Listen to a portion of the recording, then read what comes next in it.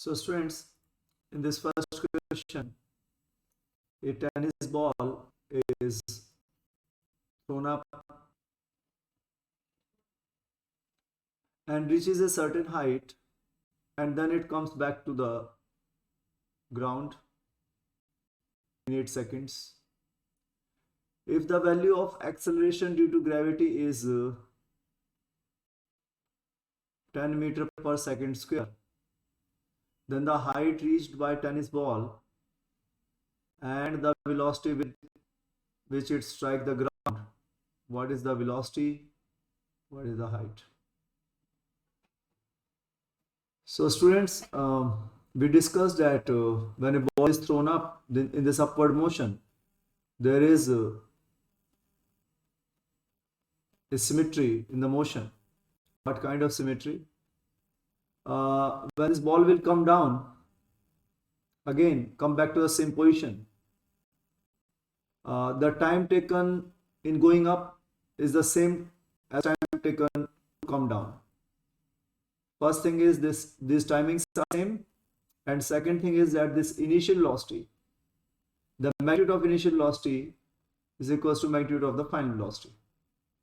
So these two are also same. Their magnitudes are same. Of course, this direction is upward, this direction is downward, but their magnitudes are same. So these are the two things. Other than that, let me tell you there is one more symmetry. This ball has gone up. Again, it went up. Again, it went up.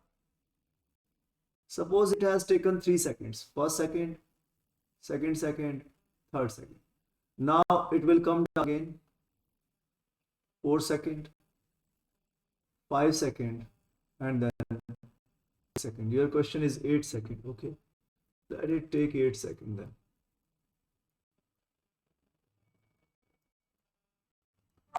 So let it take 8 seconds. So first second, second second, third second, fourth second, and then same distance in 5th second, same distance it will travel in 6th second, same distance, same velocity, 7th second, same distance, same velocity, 8th second. Okay, so these are symmetries, same time taken, same magnitude of velocity, and now the time taken to travel this first second and this 8th second, these distances are same. Okay, these distances are same. Can you tell me what are these distances? Yes. See, when the ball is dropped from here, the ratio of distance traveled will be, when u is equals to 0, then what is the ratio of distance traveled? 1 is to 3. So you can assume it as x, 3x, 5x, and then 7. So this is this ratio.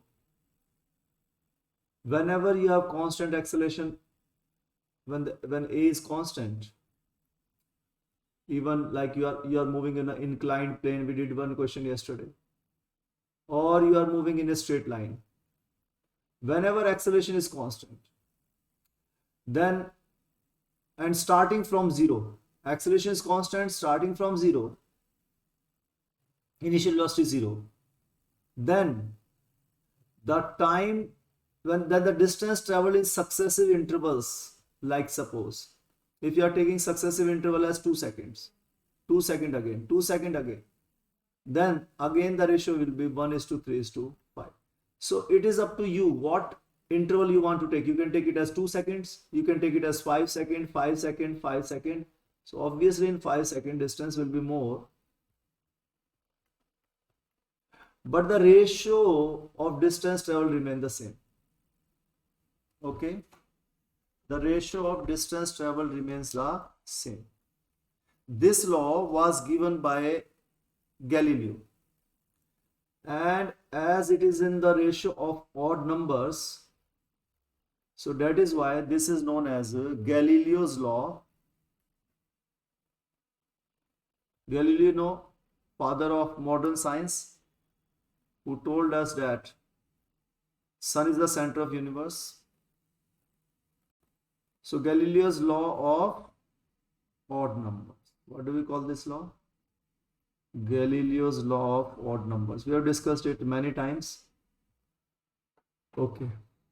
Now let us come back to our question. Tennis ball thrown up and reaches a certain height, that is h, comes down in 8 seconds. So time taken in going up is 4 seconds. Time taken in coming down is 4 seconds. So total 8 seconds. So then the height reached by tennis ball and the velocity with which it strikes the ground. So it means the initial velocity is same as the final velocity, the magnitude is same. And the height, so we have to actually find out u and h. So v is equals to 0 here when the body is moving up. So when the ball is moving up, motion of direction is upward. So let us take upward action as positive. So upward action is positive. G is always downward. So upward action is positive. Downward action will be negative. So minus 10. G will be minus 10. So, or you can, if you write G as minus, so it's up to you where you want to write minus. So what you want to write, minus with G or minus with 10. But don't put minus with both. Otherwise they will cancel out and again it will be positive. So okay, so normally we put minus G. Okay. So V is equal to U plus AT. Now what is V? V is 0. What is U? U is, we have to find. What is A? A is your minus G. And time taken to reach the maximum height, Tm. So we know this formula already, that Tm is equals to, so this U will go this side and then negative multiplying both sides with minus 1. So U by G, isn't it? Yes, we know this formula already. Yes. So U by G, time maximum. So here, actually, you know, the instead of T maximum is given to you. And so you have to find U. So U is equal to G T M. And that is equals to 4 seconds. So your answer is 4G. So U is equals to 4G and G is 10. So 40 meter per second. And this positive, so yes. So always remember one thing, either you put the sign with the symbol or with the value. Okay, like here we put the sign of sign with the symbol that A equals to minus G. Then put the value of simply G is equals to 10 meter per second square. So I told you already, so whether you put the negative sign either with the symbol or with the value.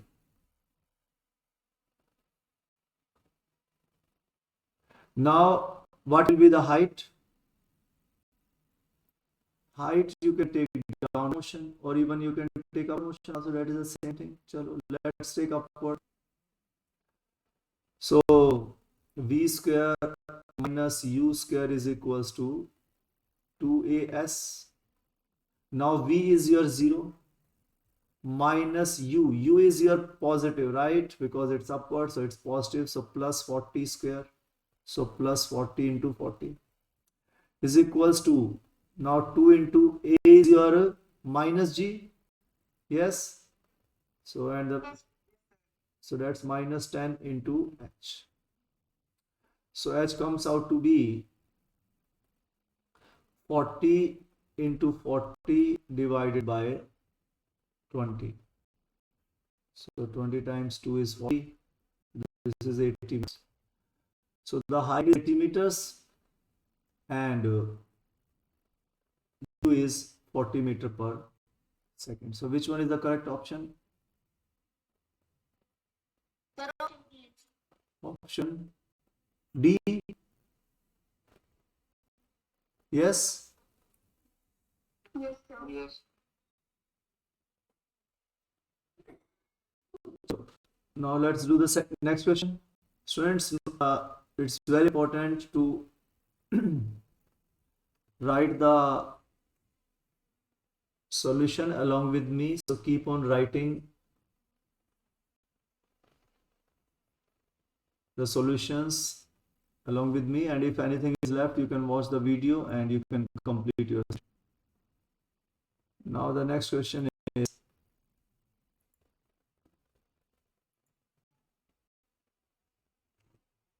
a ball is dropped from the top of a building at time t is equals to 0. At a later time t is equals to t naught, a second ball is thrown up downward. So here at time t naught, another ball is thrown downwards. So it is thrown. Okay, this is dropped. Dropped means u is equals to 0. Thrown means there is some initial speed, that is u. Okay, so this is the first ball, this is the second ball. The time at which two balls meet, actually I have drawn different diagrams, they are dropped from the same line, so they will meet. Obviously this has initial velocity u, so they are going to meet. Okay, so let us, so they are going to meet at this distance. Let this distance be s. Okay, so they met at this distance s, and how much is the time taken by ball A, students, to reach this? So the total time taken is t. Okay, so A has taken time t. How much time B has taken? See beta, let us see the timeline. This was t is equals to 0. Then t is equals to t naught. And here finally t is equals to, you can write t, or even you can take it capital T also. Okay. So here ball A dropped, here ball B dropped. So A has taken the time, whole time t. B has taken how much time to travel this distance? T minus t no bana. Yes, sir. Yes, sir. This is t, this is t naught, तो ये कितना आ जाएगा? This is t naught, this is t minus t naught. So time taken by b minus t naught. आपको क्या निकालना है? Time t at which the two balls meet. Time t निकालना है आपको, तो got it? ये टाइम निकालना है आपको. तो फॉर्मूला आपको पता है, s is equals to ut plus half at square. ठीक है, ओके. Yes, sir. तो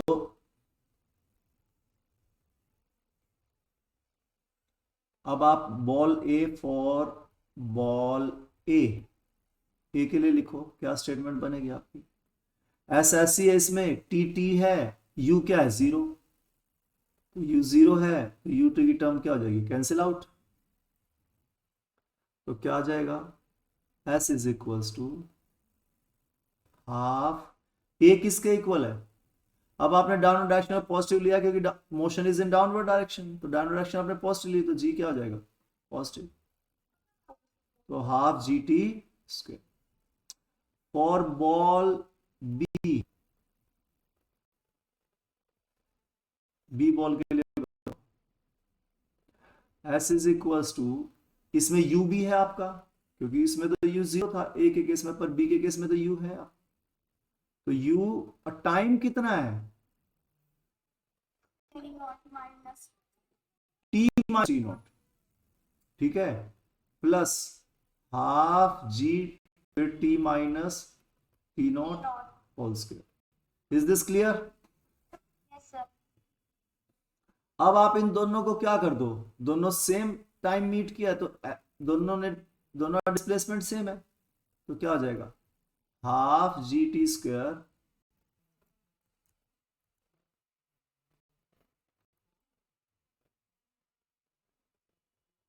ये इक्वेशन वन, ये इक्वेशन टू। Wait कर दूंगी वो. Yes, equate the equations. तो आप अगर उनके left hand side are same, then right hand side will also, yes, या एस की वैल्यू यहां पुट कर दो आप, ये समझ लो एक ही बात है।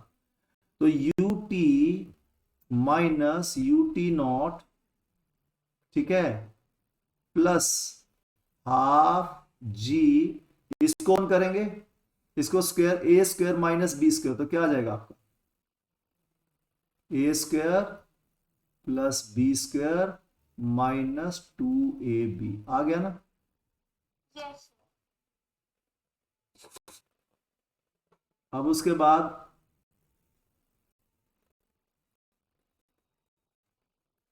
ये क्या हो जाएगा, half g t square, yes, Yes, sir. चलो एक स्टेप और लिख लेते हैं, कोई बात। Next step will be half g t square is equals to u t minus u t naught plus half g square plus half g t naught square. अब ये माइनस प्लस माइनस चेंज हो जाएगा इसका, मतलब यही sign रहेगा minus, और to से टू कैंसिल हो जाएगा स्टूडेंट्स, तो क्या आएगा आपके पास, जी टी टी नॉट, ठीक है।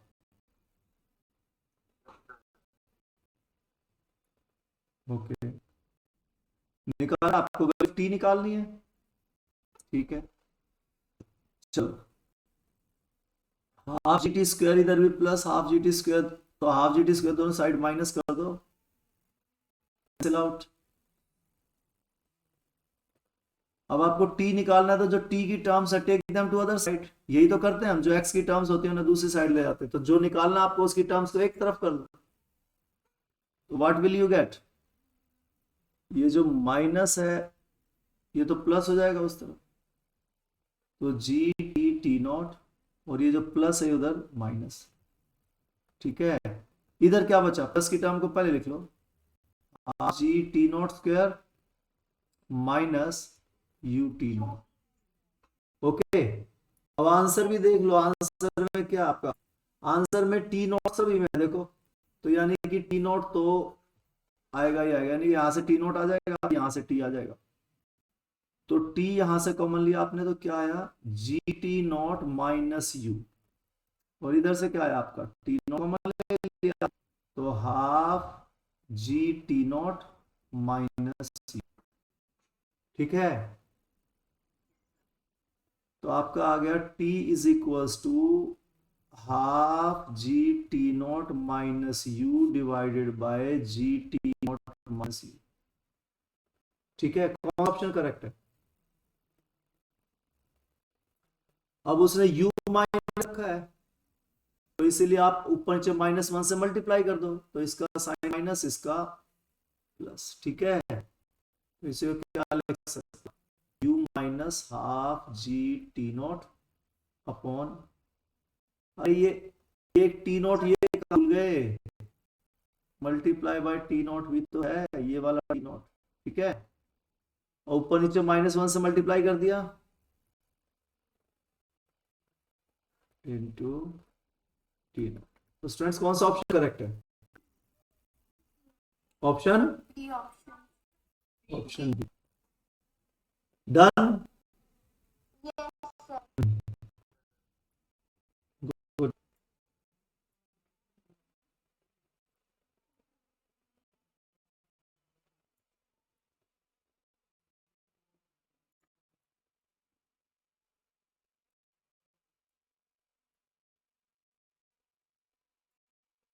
Note it down.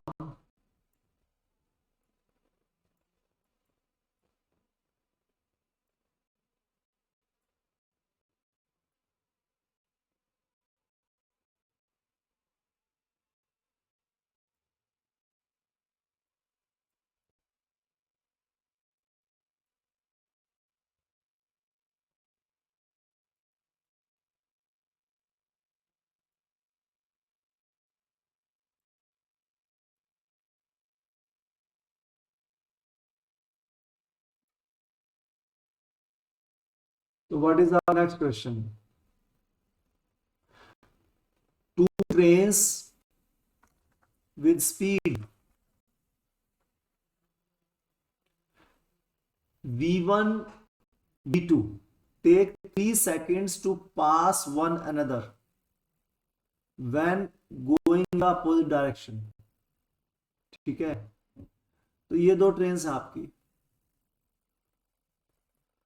ये फर्स्ट ट्रेन है, इसकी लेंथ है L1, यहां से तक है, ठीक है। और पीछे कौन होता है? गार्ड। Yes, sir. ये आपकी दूसरी ट्रेन हो गई। This is your second train.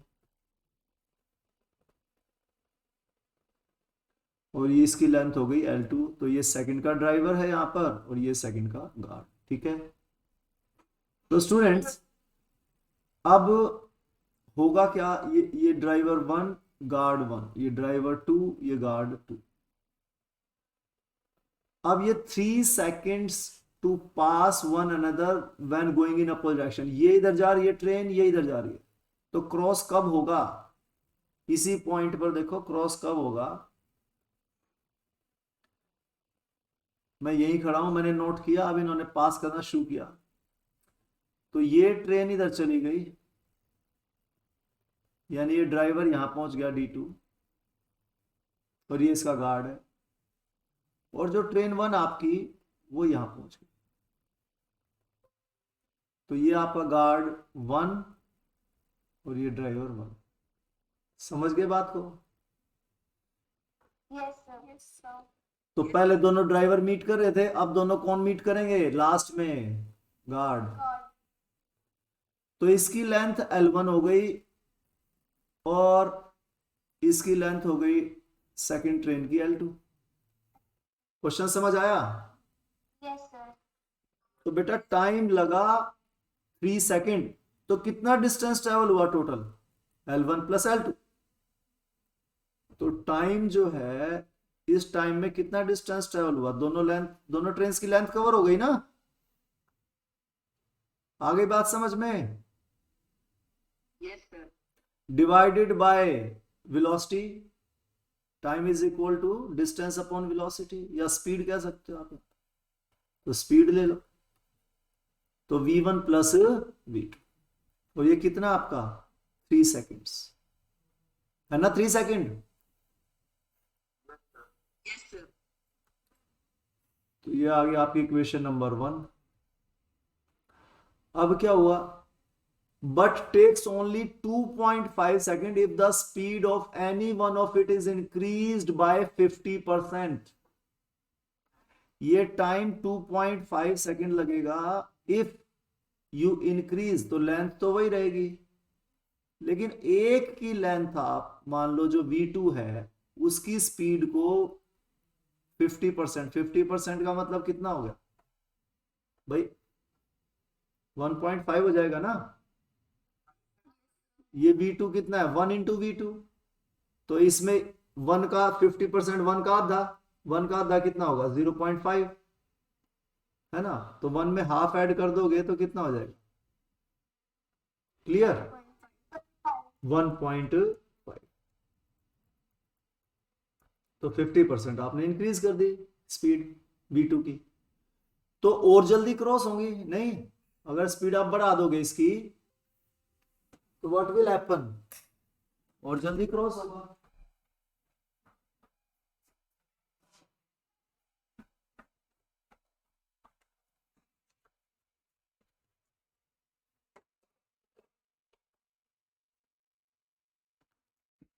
बात समझ आई या नहीं आई? Yes, sir. Yes, sir.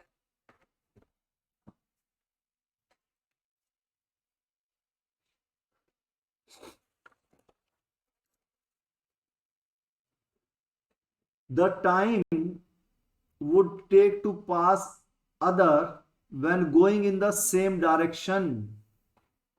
अगर सेम डायरेक्शन में जाएं दोनों ट्रेन्स, ठीक है, यानी कि ये भी इसी डायरेक्शन में और ये भी इस डायरेक्शन में, जब स्टूडेंट्स डायरेक्शन अपोजिट होती है तो स्पीड ऐड हो जाती है। नोट कर लो इस बात को, नोट फर्स्ट सेम डायरेक्शन, पहले अपोजिट का लिख लो, अपोजिट का लिखा था आपने, ऑपोजिट डायरेक्शंस में मूव कर रही है ट्रेन तो स्पीड्स क्या हो जाएंगी, ऐड। और अगर सेम डायरेक्शंस में तो स्पीड क्या आ जाएंगी, subtract, v2 minus. Is this clear? v2 वो है जिसकी स्पीड ज्यादा है, ऐसा मान सकते हैं आप। ऐसा होता है ना, अगर आप जो है यहां आप एक कार से मूव कर रहे हैं तो सामने वाली कार बहुत जल्दी से आगे निकल जाती है ना, निकल जाती है ना बहुत, Yes, sir. लेकिन जो आपको ओवरटेक करती है वो आपको इतनी तेज नहीं लगती, जबकि आपकी स्पीड 50 है और जो आपको ओवरटेक करी है उसकी 60 है, लेकिन क्या आपको वो तेजी से मूव करती दिखाई देती है? धीरे धीरे से जाती है ना आपके पास से, लेकिन अगर सामने से कोई 60 से आता है तो जूम करके निकल जाती है, हाँ या ना? Yes, sir. Yes. लेकिन अगर सेम डायरेक्शन में होते हैं तो वो एक्चुअली ये रिलेटिव वेलोसिटी का कंसेप्ट है, समझ रहे हैं? तो क्योंकि जो मोशन है वो किसका ऐसा कंसेप्ट है, रिलेटिव कंसेप्ट है ना, ये डिपेंड करता है कि आप कहां से वॉच कर रहे हैं। तो ये इधर मूव कर, ये 60 से और ये 50 से, तो नेट आपको जो गैप दिखाई देगा अपनी कार और इस कार में जहां से आप बैठे हैं, तो वो 1 सेकंड में जो गैप होगा वो 10 मीटर का होगा, हाँ या ना?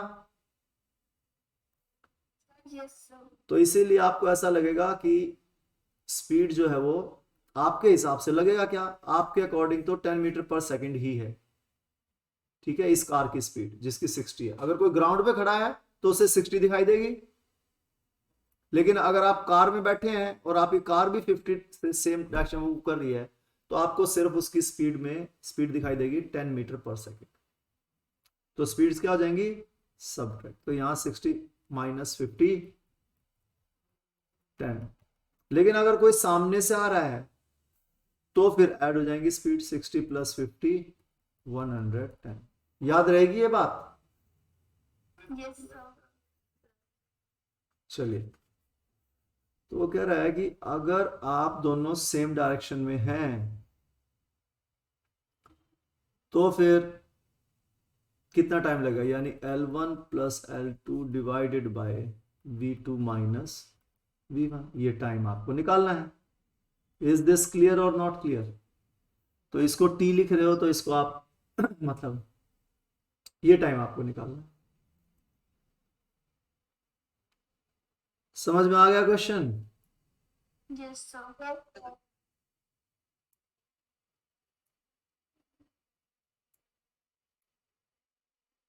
तो how we are going to do it? तो इक्वेशंस जो हैं, लेट अस, अब आप देखो इन दोनों में क्या सेम है, L1 plus L2, L1 plus L2। तो L1 प्लस L2 इधर किसके इक्वल आ जाएगा, 3 है ना, और ये इधर मल्टीप्लाई जाएगा ना, 3v1 प्लस 3v2, हाँ या ना। Yes, sir. इधर से L1 प्लस L2 की वैल्यू कितनी आ गई, 3v1 प्लस 3v2, और यहां से L1 प्लस L2 की वैल्यू कितनी आ गई, 2.5v1 प्लस 25 इंटू 15। भाई 25 2.5 ले लिया और फिर उसको आधा, 2.5 का आधा कितना होता है, 1.25, Okay. तो उनको ऐड कर दो, तो 1.5 टाइम्स हो गया ना, Yes, sir. तो 3.75 इंटू v2। क्लियर हो गई ये बात। Yes, sir. Yes, sir. तो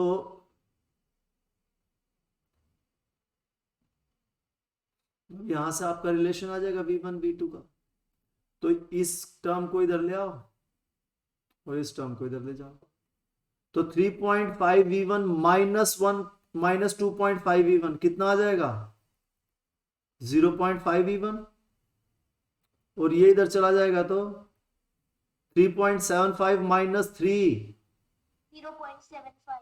0.75 v2। Okay, Yes, sir. Yes, sir. उसके बाद आपको डेसिमल्स खत्म करते हैं, तो इसको किससे मल्टीप्लाई करना पड़ेगा, 100 से। इधर 100 से मल्टीप्लाई कर रहे हैं तो इधर भी 100 से मल्टीप्लाई कर दें, तो क्या आ गया इधर आपका 50v1 Equals to 75 v2. आ गया, Yes, sir. और v1 is equals to 75 upon 50v2,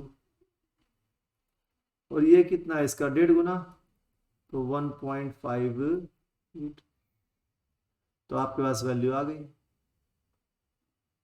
अब यहां से आप फर्स्ट इक्वेशन में ये वैल्यू पुट कर दो, ये जो आपकी फर्स्ट इक्वेशन है ये सेकंड इक्वेशन की, तो फर्स्ट इक्वेशन में ये यहां क्या किया था आपने, इक्वेटिंग वैल्यूज ऑफ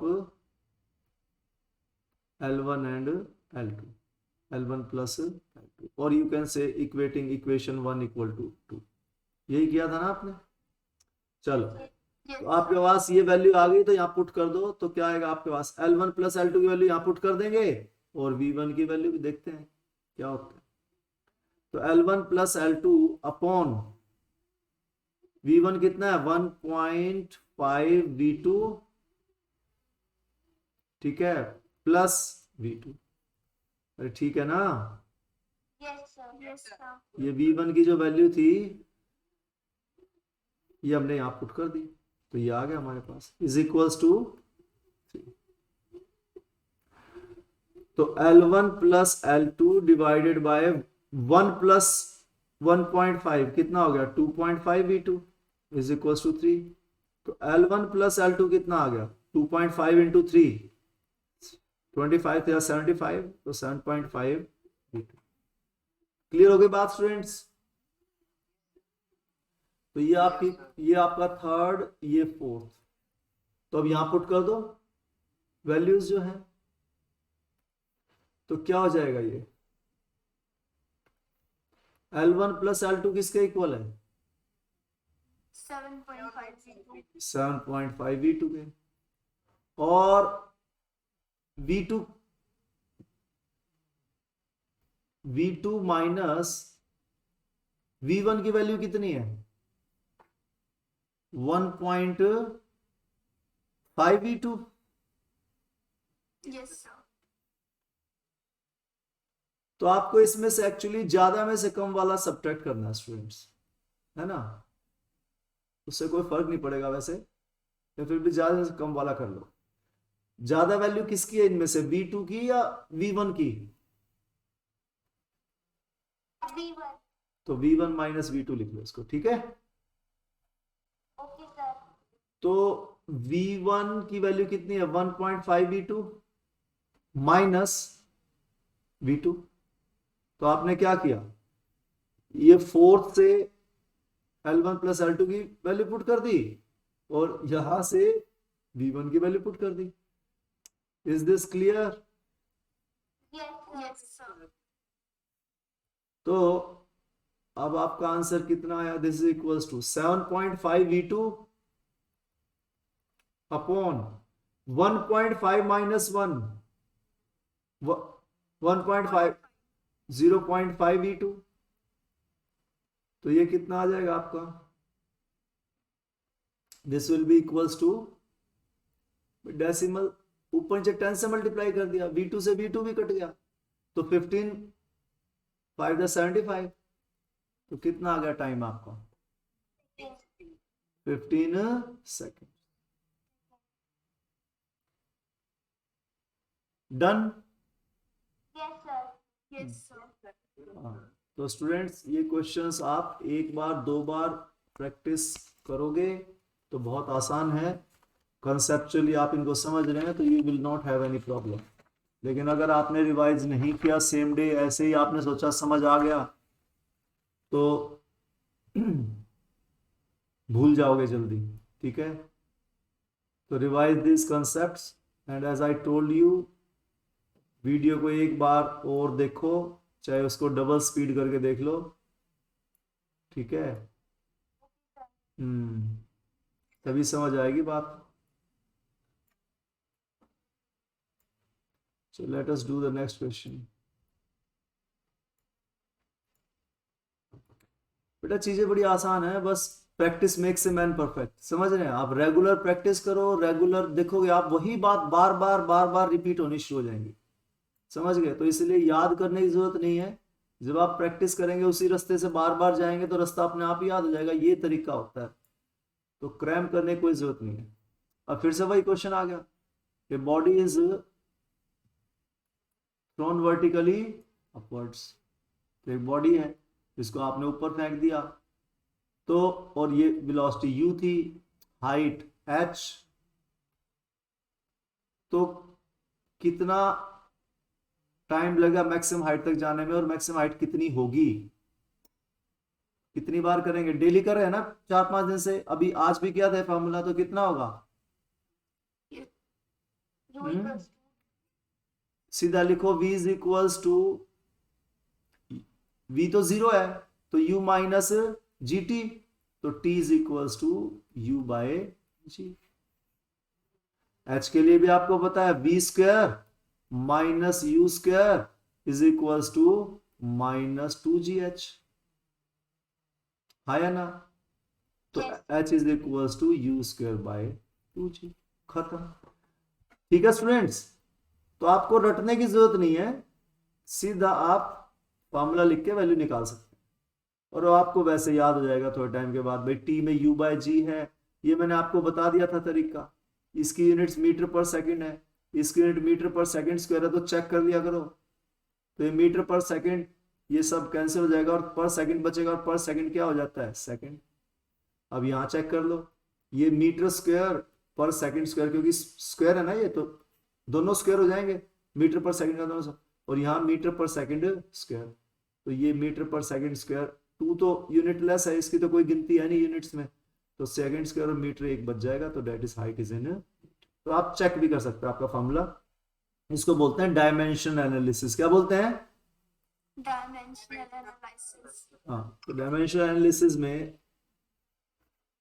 आपकी जो यूनिट्स हैं, units of right hand side is equals two units of left hand side, तभी वो फॉर्मूला करेक्ट है। अगर ये नहीं है तो फॉर्मूला क्या आपका रॉन्ग। तो स्टूडेंट्स, कौन सा ऑप्शन करेक्ट था इसमें? D option. Height and time, D option. Done. Yes, sir. तो धीरे धीरे आप हर क्वेश्चन में कुछ ना कुछ कंसेप्ट सीख रहे हैं, है ना? इसको डायमेंशन एनालिसिस बोलते हैं। तो सिर्फ क्वेश्चंस नहीं कर रहे, we are also learning new concepts. Yes और no? Yes, sir. Yes. So let us do the next question.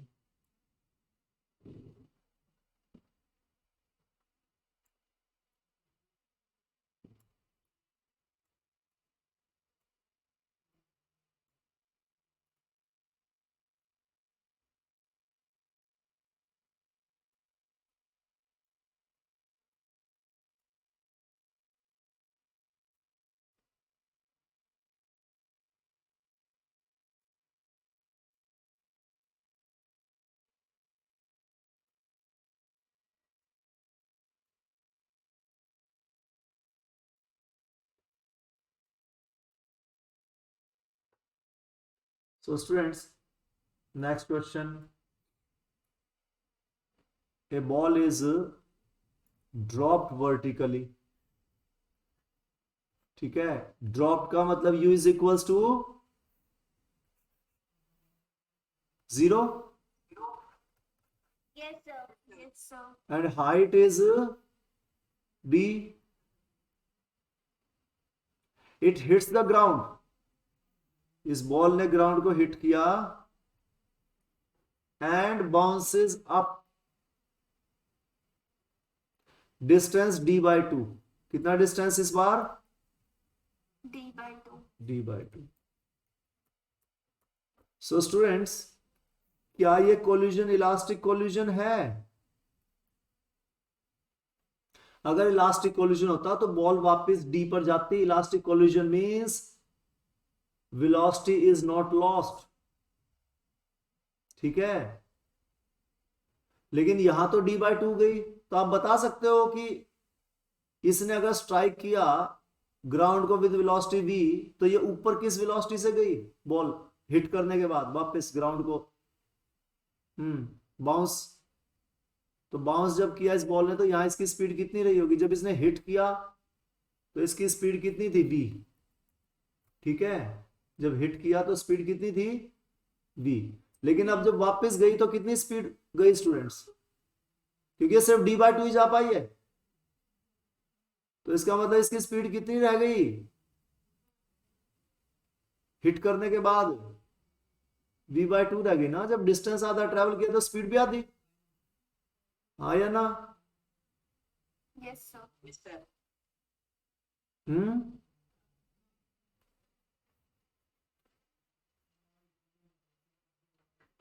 कितनी होगी स्पीड आप बता सकते हो?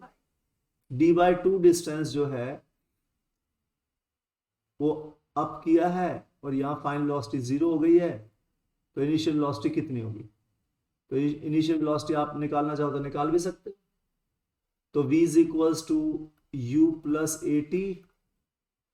तो मैं इस मोशन के लिए ले रहा हूं जिसमें वो d by 2 ऊपर गई है, तो ये u है और v आपका 0 है. तो 0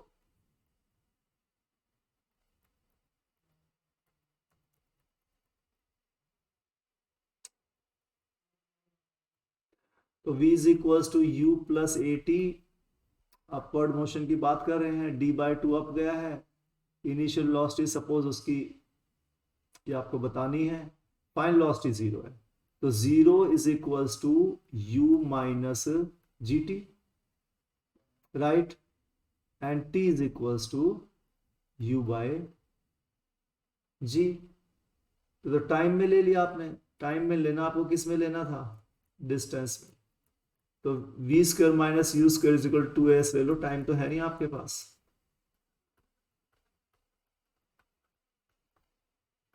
तो ऊपर गई है d by 2, final velocity 0 minus 2gs. Upward direction positive, downward negative. तो कितना आ जाएगा स्टूडेंट्स? u आपको निकालना है, u square is equals to 2 into g, और ये है h बाय 2. d by 2 जो ऊपर डिस्टेंस गया कितना है? d by 2. तो 2 से 2 कट गया. u square is equals to g d. ये आई है आपकी इनिशियल वेलोसिटी. अब यहां देखोगे कितनी वेलोसिटी से उसने हिट किया.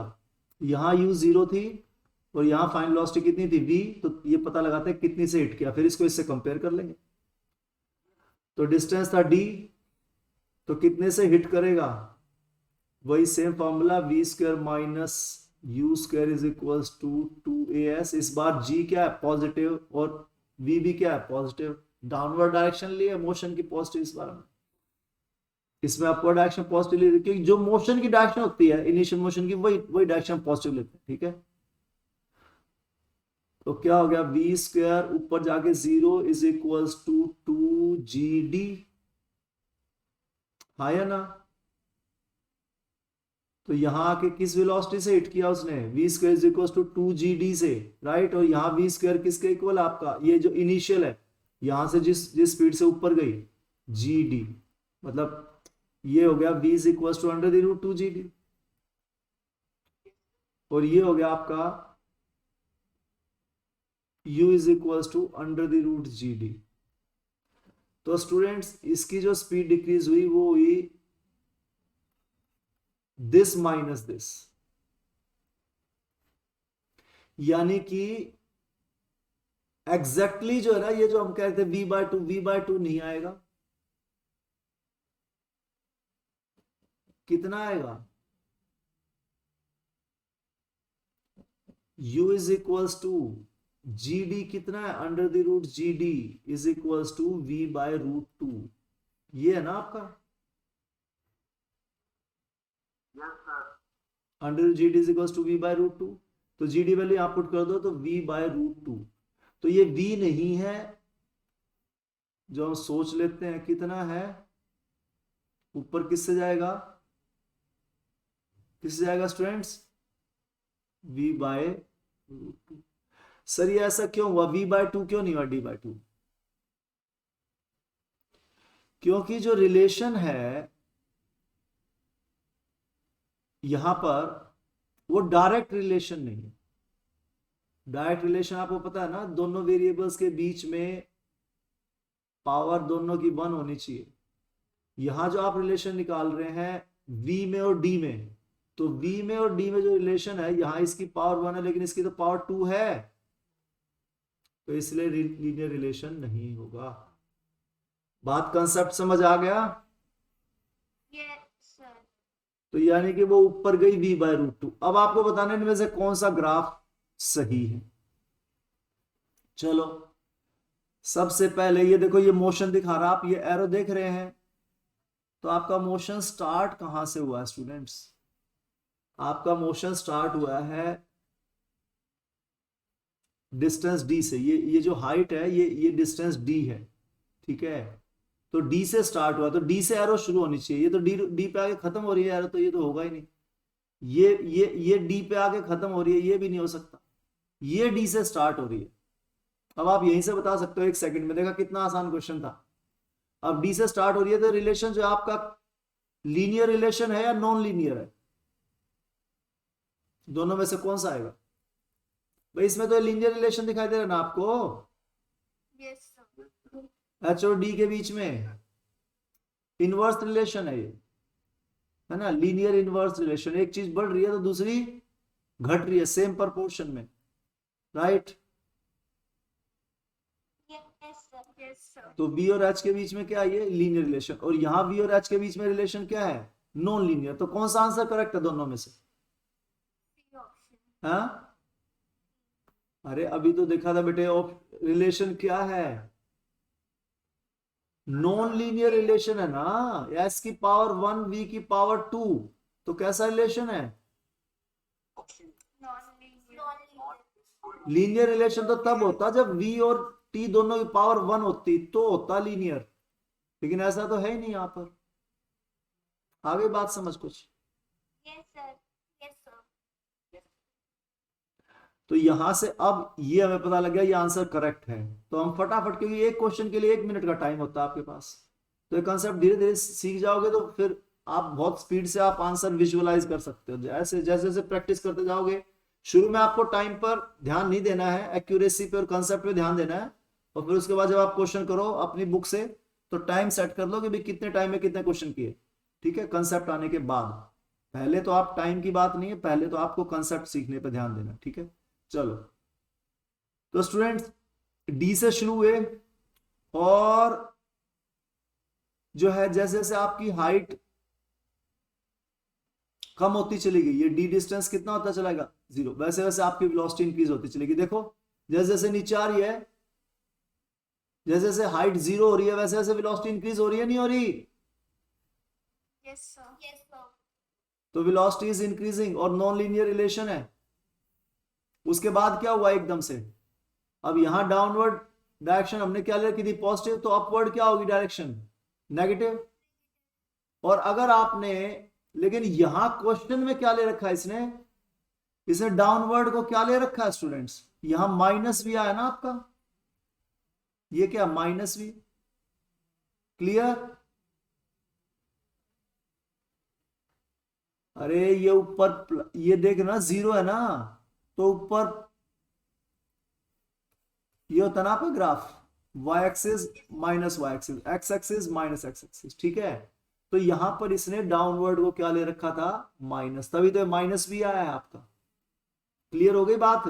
तो ये आपकी मर्जी होती है, जैसे हम तो स्टैंडर्ड लेके चलते हैं कि मैं तो डायरेक्शन ऑफ मोशन को पॉजिटिव लेता हूं हमेशा, लेकिन कई लोग क्या कन्वेंशन लेते हैं कि जो ये एक्स और वाई ग्राफ है ये कन्वेंशन से चलते हैं वो, यानी कि वो डाउनवर्ड को हमेशा नेगेटिव लेते हैं और अपवर्ड को हमेशा पॉजिटिव लेते हैं। समझ में आ गई बात। तो इसने वही कन्वेंशन ले रखा है, डाउनवर्ड को नेगेटिव, लेकिन समझ में आई बात। लेकिन मैं पर्टिकुलरली मैं कैसे सॉल्व करता हूं, मैं मोशन की डायरेक्शन को पॉजिटिव मानता हूं हमेशा, ये मेरा तरीका है, ठीक है। तो दोनों तरीके सही है। तो इसने डाउनवर्ड को नेगेटिव मानना है तो इसने नेगेटिव भी आ गया, क्योंकि डाउनवर्ड इसने नेगेटिव मानना है। तो अपवर्ड क्या हो जाएगा इस केस में, इसने क्या माना, डाउनवर्ड नेगेटिव, अपवर्ड पॉजिटिव, ठीक है। तो स्टूडेंट जैसे उसने हिट किया, हिट करते बॉल कहां चली, बॉल कहां जाने लगी, ऊपर। अरे हाँ या ना, Yes, sir. Yes, sir. तो यहां से जर्नी शुरू हुई हमारी। ये हम इस ग्राफ पे चले, जैसे जैसे डी जीरो की तरफ जा रहा है वैसे वैसे आपकी जो वेलोसिटी थी पहले जीरो थी, वैसे वैसे भी वेलोसिटी क्या हो रही है, इंक्रीज, और यहां तक पहुंच गई माइनस वी तक जब उसने हिट किया ग्राउंड को। अब ग्राउंड को हिट करते बाउंस किया, बाउंस करते अपवर्ड डायरेक्शन हो गई, अपवर्ड डायरेक्शन हो गई, तो अपवर्ड डायरेक्शन क्या है, पॉजिटिव। अगर आप डाउनवर्ड को नेगेटिव ले रहे हो तो अपवर्ड क्या होगी, पॉजिटिव। तो एकदम से सीधी वेलोसिटी कितनी आई, प्लस, डायरेक्शन किस में हो गई उसकी, प्लस में हो गई। और प्लस में कितना आया वो, v बाय रूट टू हम कैलकुलेट कर चुके हैं, ठीक है। और उसके बाद वो कितना डिस्टेंस गई, अब यहां से चले, उसके बाद कितने डिस्टेंस तक जा पाई है, क्या वो वापस d तक जा पाई, No, sir. No, sir. तो सिर्फ d बाय टू तक ही जा पाई, d by two. Concept clear हुआ या नहीं हुआ, Yes, sir. ग्राफ समझ में आ गया। Yes, sir. तो अगर यहां पर सपोज इलास्टिक कोलिजन होता तो ग्राफ क्या बनता, फिर ग्राफ क्या बनता, ऐसे, हाँ या ना। Yes, sir. Yes, sir. तो ये जो डिस्टेंस था, ये जो वेलोसिटी थी आपकी एकदम, ये थी माइनस वी, और जैसे बाउंस किया, बाउंस करते सीधी होगी प्लस वी, और फिर से आपका वापस कहां तक जाती है, उतनी हाइट तक, अगर कोलिजन क्या होता, इलास्टिक। आगे बात समझ में, Yes, sir. चलो इंपॉर्टेंट क्वेश्चन था। तो स्टूडेंट्स क्वेश्चंस अभी कई हैं, लेकिन आई नो कि एक सैचुरेशन स्टेज आ जाती है, 1 घंटे बाद आपने काफ़ी कंसेप्ट सीखे आज। तो हमारी क्लास जो है वो शाम को सेम टाइम 6 o'clock रिज्यूम होगी, ओके। तब तक के लिए जस्ट रिवाइज योर कंसेप्ट्स। और स्टूडेंट्स आपका जो है अब इस चैप्टर का टेस्ट होना है नेक्स्ट वीक में, ओके। तो get ready for that, revise your concept. तो ये जो फर्स्ट चैप्टर मोशन का, ये अब आप एनटीएससी के सारे क्वेश्चंस कर सकते हैं और मुझे अपने डाउट बताते रहो। अब आपके कंसेप्ट क्लियर हो चुके हैं, ठीक है। और फिर भी डाउट्स में कोई प्रॉब्लम है तो सारी वीडियोस आपको पता है यूट्यूब चैनल है लर्न फिजिक्स एंड मैथ्स, है ना, उसके ऊपर अवेलेबल है, उसके लिंक आपके पास आते रहते हैं, तो उसको सब्सक्राइब कर लो और ये वीडियोस देखते रहो जो भी आपके कंसेप्ट में प्रॉब्लम है, ठीक है। और आप मुझे मैसेज भी कर सकते हो अगर आपको कोई पर्टिकुलर क्वेश्चन नहीं आ रहा तो, या कोई पर्टिकुलर कंसेप्ट में प्रॉब्लम है तो, ठीक है। Okay students, take care, thank you so much. Thank you, sir. Thank you, sir. Thank you, sir. Yes, sir. Okay students, God bless you, take care.